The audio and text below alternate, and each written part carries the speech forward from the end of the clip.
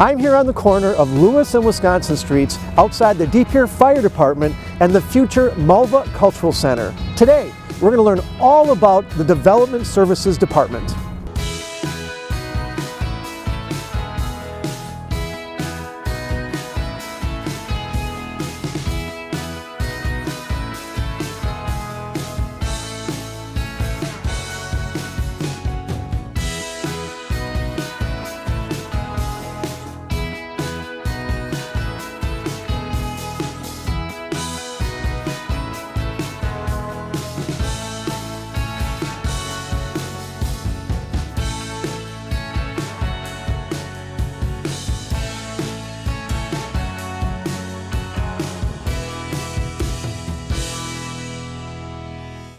Welcome to the Mayor's Corner. I'm Mayor James Boyd.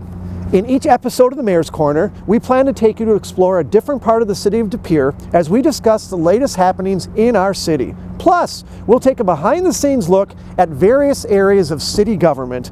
Most of all, we want to show all there is to celebrate about the great city of De Pere. We're here on the corner of Wisconsin and Lewis Streets on De Pere's east side. In this area of the city, you'll find the City Hall complex with the police department and Fire Station 1. You'll also find a vibrant downtown neighborhood and a major construction project in the works, the Malva Cultural Center. Today we're chatting with Development Services Director Daniel Lindstrom. Hello, Dan. Hey, Mayor.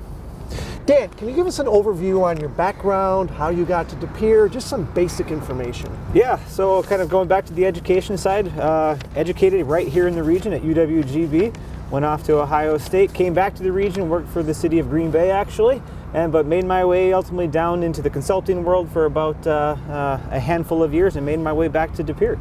Oh, awesome. So great to have you here.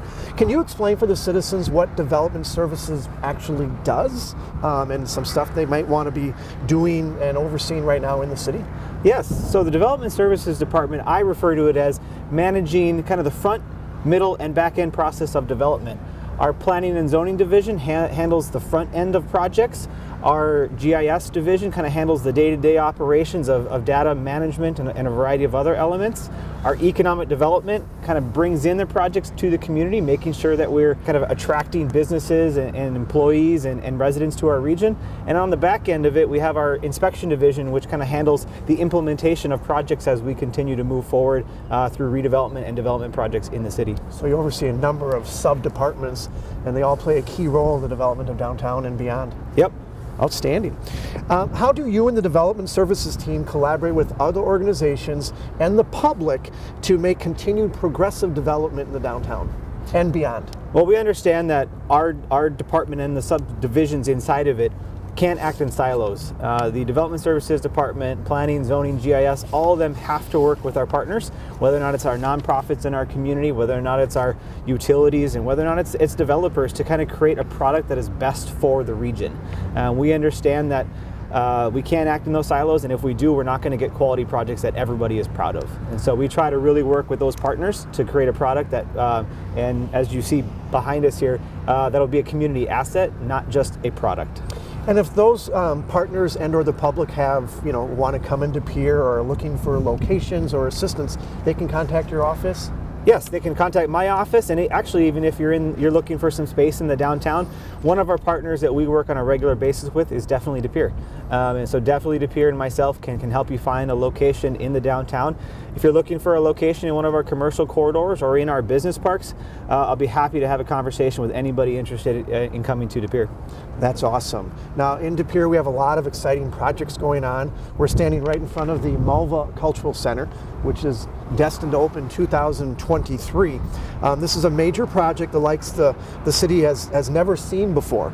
Can you give us some background on this project and kind of what it looks like now and going forward? Yes, so the product that you see behind us is a result of many iterations of a product that was originally spurred from Jim and Miriam Malva, who have graciously, I guess you would say, donated their vision to the city of De Pere and the residents of De Pere.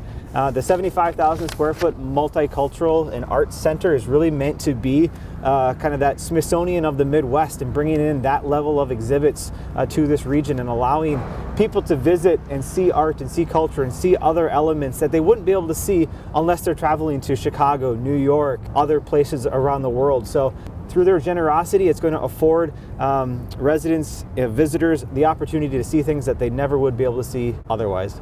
That's great. Now, we anticipate there'll be some growing pains once the thing is done, and there'll be some challenges, but nothing that we haven't thought of or we can confront moving forward. So how are we anticipating that as we go forward?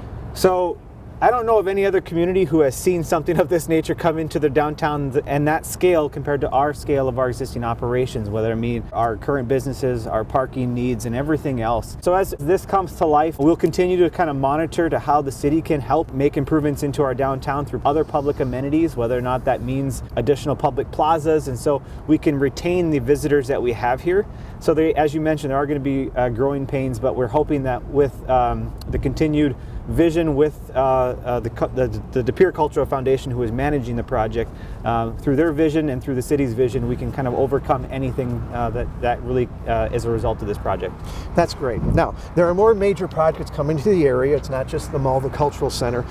We have the expansion of Highway 41, construction of the Southbridge Connector project. Thanks to this, businesses are making long-term plans to build or expand in De Pere. Could you tell us more about these projects and what it means for the future of De Pere? Yes, so some of our larger projects that have been announced or are underway are the expansion of Green Bay Packaging on American Boulevard in our West Business Park. That is a approximately 300,000 square foot expansion of their folding carton division, nearly doubling the size of their existing facility. So a great project, something that we've kind of been hoping for a while because of their size capacity that they've had in the business park, and now they're acting on it. Another one that we've seen, obviously Georgia Pacific reinvesting into the region through their expansion in Green Bay, but also actually investing into De Pere through a warehouse distribution facility on American Boulevard. Both of those projects, as well as a handful of others, were, I guess you would say, kind of on the heels of the announcement of the Southern Bridge project and the I-41 connection. So there's no doubt in my mind that that project, as well as the many others that I receive on a weekly basis, are all a direct result of increased competitiveness that we're going to have in the market as a result of this connection. How about some updates on the East Side Industrial Park? Yeah, so looking at our East Side Industrial Park, it's obviously been a park that is a little bit behind of a development timeline because of its location access. A lot of traffic has to come through either through Wrightstown or through downtown to get to a highway. However, with the announcement of the Southbridge Connector project, we've had one of our largest employers, Belmark, announce that they will be constructing a plant number 7 in the city of De Pere, and that will be about 140,000 square foot plant that will house an existing product line, but expand that product line to include more operations and allow them to continue and grow their operations. Now, we should note that the Southern Bridge corridor, etc., is not really driven by the city. Brown County has a lead on this project, correct? Do you want to explain that a little bit so residents understand that it's us following their lead? Yeah, so this is again one of those opportunities for multiple partnerships. The Southern or the Southbridge Connector project is a combination of elements between the city and Brown County. And that is also connected to the Interchange project, which is then a combination of a partnership with Brown County, the city, and the state.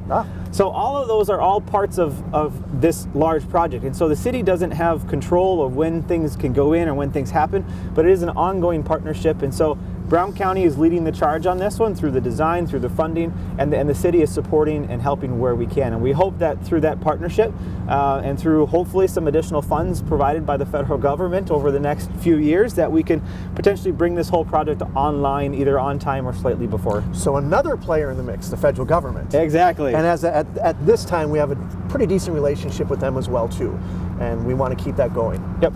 That's great as well too. So looking forward to that. So we've talked about the industrial parks, we've talked about major projects in the downtown, but we have business opportunities, and with that will come jobs, and we'll have additional residents. With these jobs, we'll see families wanting to live in De Pere, and that's just a wonderful thing. What does all this business development mean for the De Pere housing market, and then how do we anticipate to deal with these challenges moving forward? Yeah. And I should say opportunities. Yeah, so as you mentioned, with jobs comes opportunities for additional housing. And just De Pere itself is a very desirable community. As many people have probably seen over the past year, our housing market itself is picking up. What I mean by that is we're seeing home values continue to rise as more and more people sell. And what that means is we're very desirable. So subdivision developers are now looking at our region as where can we go next. We're running out of existing lots to build here, but we have an opportunity with 2 new recent plots that were approved to add about 200 more units of single-family housing to our region. There's also opportunities for some additional multifamily, and all those get rolled back into a greater opportunity for housing advancement in our community.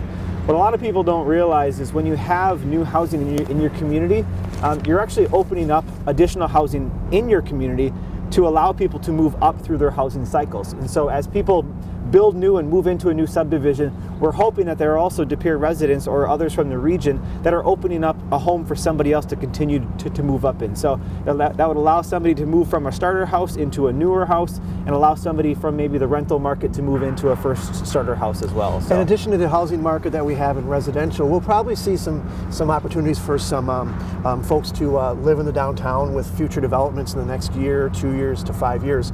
We can't identify specifically those right now or have any major announcements, but we are anticipating that as well too, correct? I would agree with that one. We are really looking forward to kind of creating that downtown of a mixed use environment.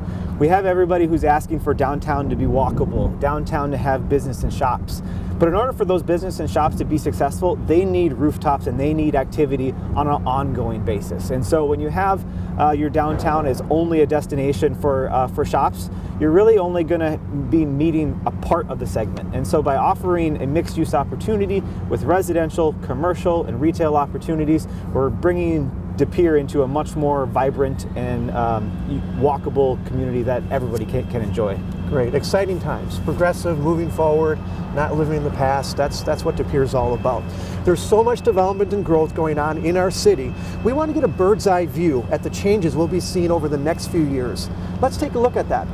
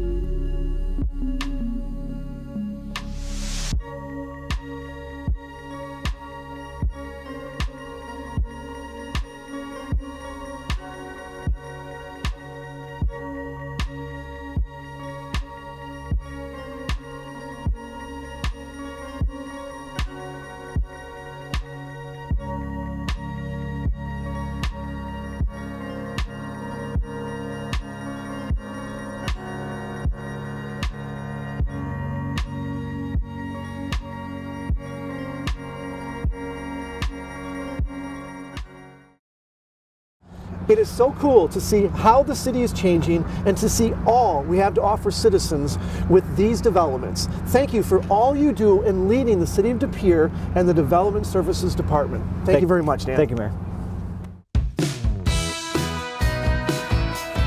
And now for a few city updates.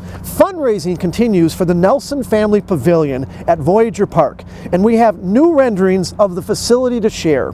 The $1.2 million space will feature an indoor multi-use area, several restrooms, and a covered outdoor area that leads to a spacious patio looking out into the park. The project is currently 70% funded thanks to some large donors. There are various levels of sponsorship available for interested donors who wish to support a project that will benefit residents for years and years to come. The spring election is coming up on April 5th. De Pere residents will find the mayor and alderpersons on their ballots, as well as school board races. In-person absentee voting is already underway. In-person absentee voting is still available at City Hall Monday, March 28th through Friday, April 1st from 7:30 a.m. to 5 p.m.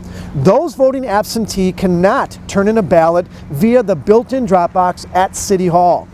If you do not return your ballot by mail, you must deliver it personally to the clerk's office. We can no longer accept a ballot returned by a friend, neighbor, or family member. Absentee ballots must be returned to the city clerk's office by 8 p.m. on election day. For more information, to register to vote, to see what's on your ballot, or to find your polling place, head to myvote.wi.gov.